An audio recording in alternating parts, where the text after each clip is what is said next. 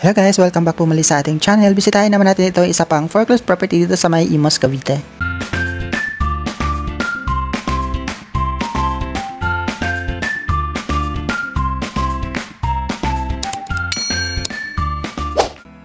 Ang susunod na property na ating pupuntahan ay located dito sa may Villa Arcadia, dito sa may Kalsadang Bago, Imus, Cavite. Dito tayo ngayon sa may Nia Road, papasok tayo doon sa may Kalsadang Bago Street, along the way lang ng Kalsadang Bago Street, itong location ng subdivision. Ito naman ay napuntahan ko na siya nung nakaraan, under pa siya noon sa first public auction. Pero ngayon, di ko siya nabantayan noong lumabas siya sa second public auction, ngayon ay nasa negotiated sale na siya. Kaya yon, mas okay mag-bid ngayon kasi meron pa rin kayong discount na 10% kapag kinuha niyo siya ng long term or niloan niyo siya ng up to 30 years. Maganda rin naman itong location ng subdivision. Napakalapit niya dito sa may Cavitex, kaya very accessible ito kapag sa Manila kayo nagtatrabaho.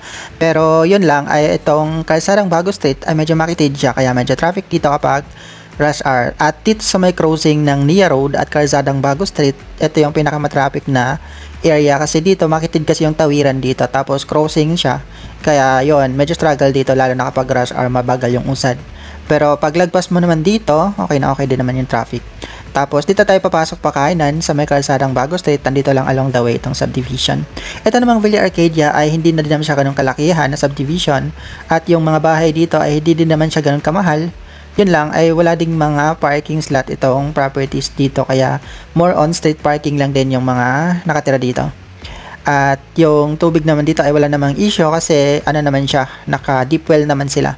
At eto nga lang, itong area na to ay medyo binabaha daw dito, sabi ng mga nakatira dito sa area na to. Pero hindi ko lang sure kung sa loob ng subdivision. For sure, hindi naman siguro binabaha sa loob ng subdivision. Pero usually dito sa mga street, malapit dito sa Nia Road at Kalsadang Bago, may mga portion dito na binabaha. Hindi ko lang siya exactly matukoy kung saan banda. Pero mag-refer na lang kayo kung ano yung mga feedback sa mga kapitbahay. Kung gusto nyo mag-bid dito, pwede nyo din naman itanong-tanong muna sa kapitbahay bago kayo mag-decide na kunin nyo yung property. Ito namang subdivision, di naman siya ganun kaluma. Mukhang mga bago pa naman yung mga units dito.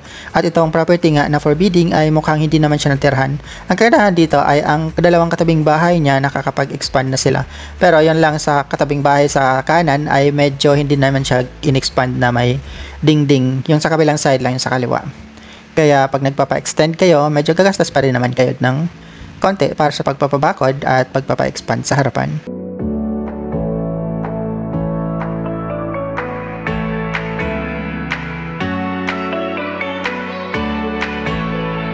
Mula dito sa pinaka main gate, dire-diretsuhin lang natin siya papunta doon sa dulo. So dito ako dumaan sa may nila, sa may playground. So dito makikita niyo yung kanilang basketball court. Andito din banda yung kanilang clubhouse, tapos dito lang located dito property sa unahan.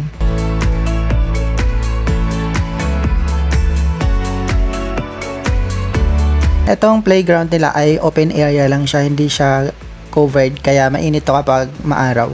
Pero maganda naman kasi mahangin. Pero itong property dito lang siya sa unahan banda. Dito tayo papasok.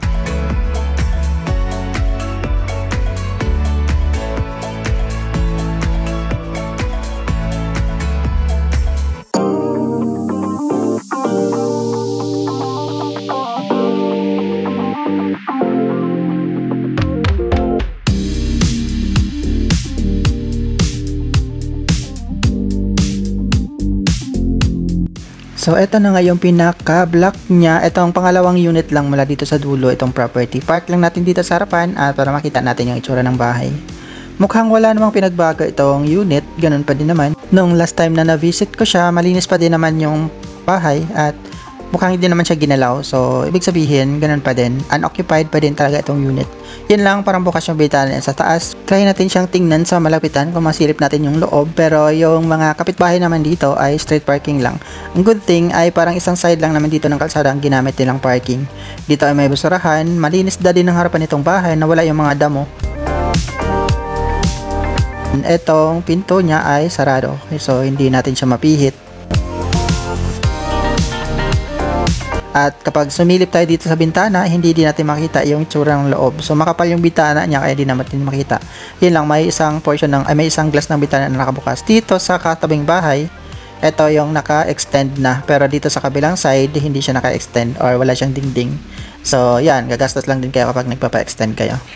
Ito nga pala yung pinaka-details ng bahay. Under po ito sa negotiated sale. Ito isang townhouse. For bidding siya August 11 to 15. Ang lot area niya ay 36 square meter at ang floor area niya is 44 square meter.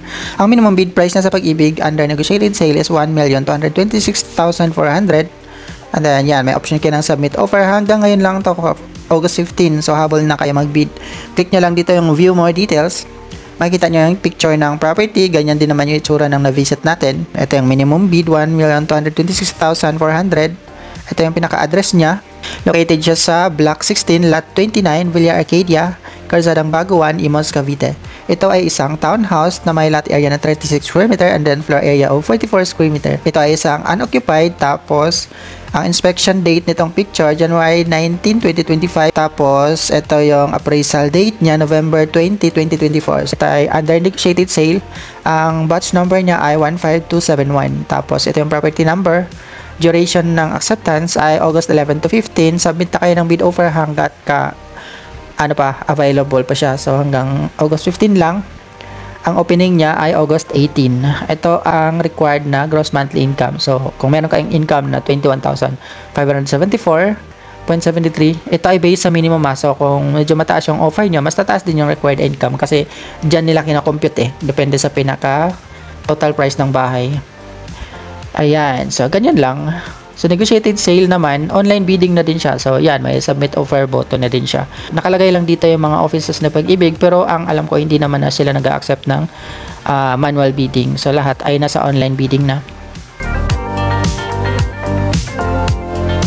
Ayun lang. So, dito tayo dadaan palabas. Makikita nyo nga yung parking or street parking dito sa kabilang side. Ayan, di ba? Pero hindi naman ganun kadami yung mga sasakyan dito sa block na to. Or siguro baka pumasok yung iba kaya wala dyan. Pero yun, ganyan lang magiging itsura kapag meron kayo sasakyan, medyo struggle lang talaga kumuha sa mga ganitong subdivision kasi naka-street parking lang. Or street parking lang talaga yung option nyo. Dito ko lang tatapusin itong video. Maraming salamat sa panonood. Hanggang next time po muli. Ingat tayo palagi and God bless. Good luck sa bidding.